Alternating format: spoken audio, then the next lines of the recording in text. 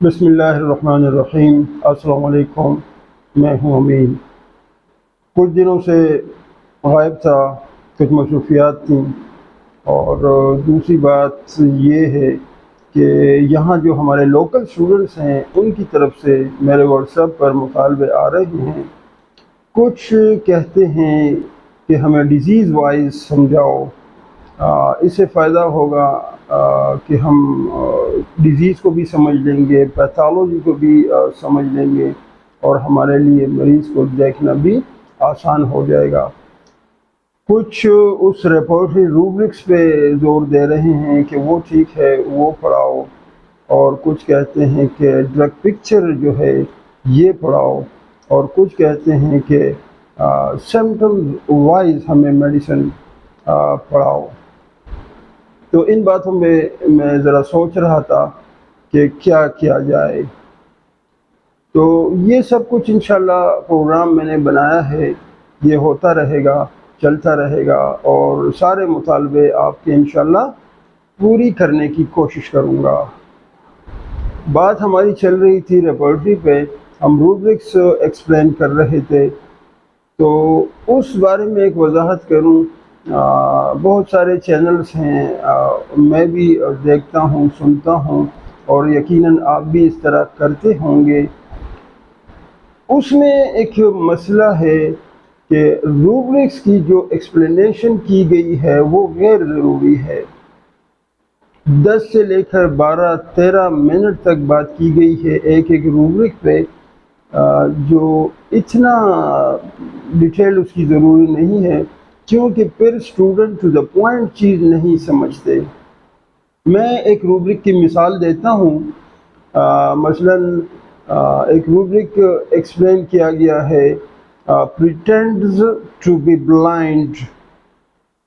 مریض آپ کا یہ بہانہ کرتا ہے کہ وہ اندھا ہے، اسے کچھ دکھائی نہیں دے رہا۔ تو یہ روبرک میں سن رہا تھا، تو اس میں بتایا گیا ہے کہ یہ لوگوں کی ہمدردی حاصل کرنے کے لیے بہانہ کرتا ہے کہ میں اندھا ہوں۔ کہیں کسی فنکشن وغیرہ میں چلتا ہے تو کسی خاتون کی گود میں جا کر بیٹھ جاتا ہے، بہانہ کرتا ہے کہ میں اندھا ہوں۔ میرا خیال ہے یہ ٹھیک نہیں ہے۔ سنیں، بے شک آپ سنیں، لیکن یہ جو ہے یہ غیر ضروری اس کی تفصیل ہے، اس کی وضاحت ہے، جو کہ مجھے مناسب نہیں لگتی۔ میرے ایک دوست ہیں ڈاکٹر صاحب، آج کل ایک ہاسپٹل کے ایم ایس ہیں، میڈیکل اسپیشلسٹ ہیں، بڑے قابل ہیں۔ میں فارغ اوقات میں کبھی ان کے کلینک پر جایا کرتا تھا، اور وہاں پر ہم گپ شپ کرتے تھے۔ کبھی وہ آتے تھے میرے کلینک پہ، تو یہاں پر گپ شپ ہوتی تھی۔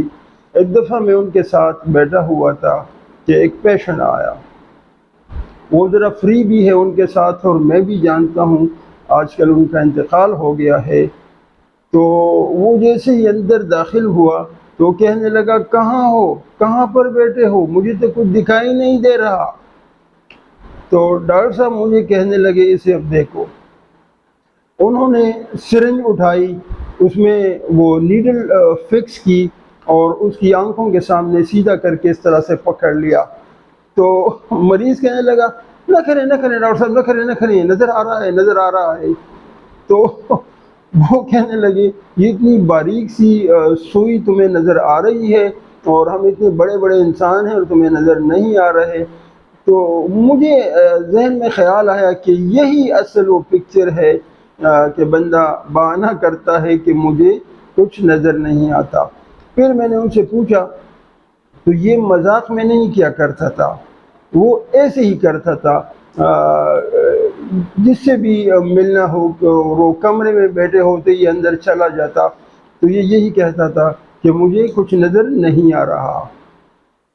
اچھا، یہ وہ والی بات بھی نہیں تھی جب ہم دھوپ میں بیٹھے ہوتے ہیں اور پھر کمرے کے اندر جاتے ہیں تو ہمیں تھوڑی دیر کے لیے کچھ نظر نہیں آتا، کیونکہ باہر تیز لائٹ میں پیپل کنٹریکٹ ہو جاتی ہیں، تو تھوڑی دیر کے لیے اندھیرا سا رہتا ہے آنکھوں کے سامنے کمرے میں آ کر۔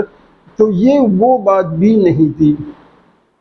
تو مقصد میرا کہنے کا یہ ہے کہ روبرکس کو بھی ایکسپلین کرنا ضروری ہے، اور اسی طرح اس کی ایکسپلینیشن اسٹوڈنٹس کے سامنے پیش کی جانی چاہیے، جس طرح ان کا مطلب ہے، مختصر سا، واضح سا اور ٹو دا پوائنٹ۔ تو اتنی لمبی چوڑی اس بھی باتیں کرنے کی ضرورت نہیں ہے، اس سے اسٹوڈنٹس کنفیوز ہو جاتے ہیں اور پھر سمجھ نہیں پاتے کہ اس کا اصل مقصد کیا ہے۔ اچھا، باقی جو باتیں ہیں وہ بھی انشاءاللہ ہوتی رہیں گی، ڈیزیز وائز بھی باتیں کریں گے، اور ڈرگ پکچر بھی ساتھ ساتھ چلے گا، اور سمپٹمز بھی کوشش کریں گے کہ وہ بھی ہم سیکھ لیں۔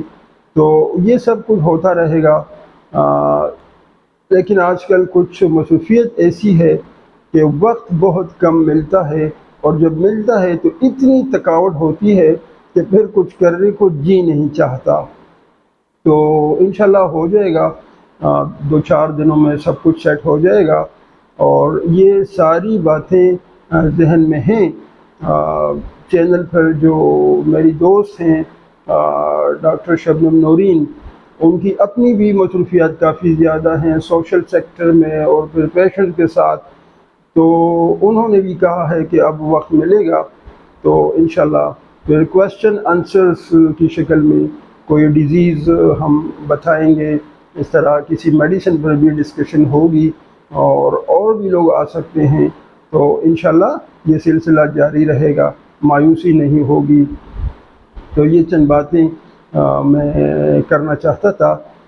انشاءاللہ 1-2 دن سے ہمارا پرانا سلسلہ شروع ہو جائے گا، اور یہ تھوڑا سا مختلف ہوگا، یعنی ڈرگ پکچر پہ بھی بات ہوگی، ڈیزیز وائز بھی ہم بات کریں گے، اور ہو سکتا ہے فلاسفی کو بھی ایک ٹچ دے دیں۔ اس کے علاوہ جو اسٹوڈنٹس اب سمجھتے ہیں کہ لیب ٹیسٹس وغیرہ، یہ سب کچھ بھی سمجھائیں، اگرچہ ان چیزوں کا اتنا کوئی فائدہ نہیں ہے ٹریٹمنٹ کے دوران، خاص کر ہومیوپیتھک ٹریٹمنٹ کے دوران، تو وہ بھی انشاءاللہ ڈسکس کریں گے۔ اچھا، ایک بات ہے نا، میں یہ کہنا چاہتا ہوں کہ آپ ان چیزوں کو نہ چھیڑیں، جو آپ کا کام ہے وہ کریں۔ آپ الٹرا ساؤنڈ نہ چھیڑیں، آپ لیب نہ چھیڑیں، آپ ایکس رے نہ چھیڑیں، ان باتوں سے دور رہیں۔ جو آپ کا کام ہے وہ سیکھیں، اچھی طرح سیکھیں اور وہ کریں۔ دیکھیں، الٹرا ساؤنڈ کے اچھے سے اچھے ڈاکٹر موجود ہیں، ضرورت ہے آپ کو تو ان کے پاس مریض کو بھیج دیں، وہ بہتر طریقے سے الٹرا ساؤنڈ کر کے رپورٹ آپ کو بھجوا دیں گے۔ اچھی لیبارٹریاں موجود ہیں، تو جہاں پر آپ مناسب سمجھتے ہیں کہ کچھ لیب ڈائگنوزس ہونی چاہیے، لیب انویسٹیگیشن ہونی چاہیے، تو آپ مریض کو وہاں بھیجا کریں، وہ آپ کو بہتر رپورٹ دے سکیں گے۔ تو جو کام ہے آپ کا وہ کریں۔ میرا خیال ہے آپ میڈیسنز پہ، فلاسفی پہ زیادہ زور دے دیں اور یہ چیزیں سمجھ لیں۔ دیکھیں، جب آپ میڈیسن پڑھتے ہیں نا، تو اس میں پوری ایک دنیا موجود ہے، اس میں پیتھولوجی بھی ہے، اس میں فزیولوجی بھی ہے، بہت ساری باتیں اس کے اندر ہیں۔ اگر آپ غور سے پڑھ لیں تو یہ چیزیں بھی ساتھ ساتھ کور ہوتی جائیں گی۔ تو انشاءاللہ 1-2 دن میں گپ شپ ہوگی دوبارہ، اور ایک نئے طریقے سے ہم یہ سلسلہ پھر آگے بڑھائیں گے، اور انشاءاللہ آپ سب کے جو مطالبات ہیں وہ ہم اچھی طرح سے پوری کرنے کی کوشش کریں گے۔ خوش رہیں، اپنا بہت سارا خیال رکھیے گا، انشاءاللہ نیکسٹ ویڈیو میں ملاقات ہوگی۔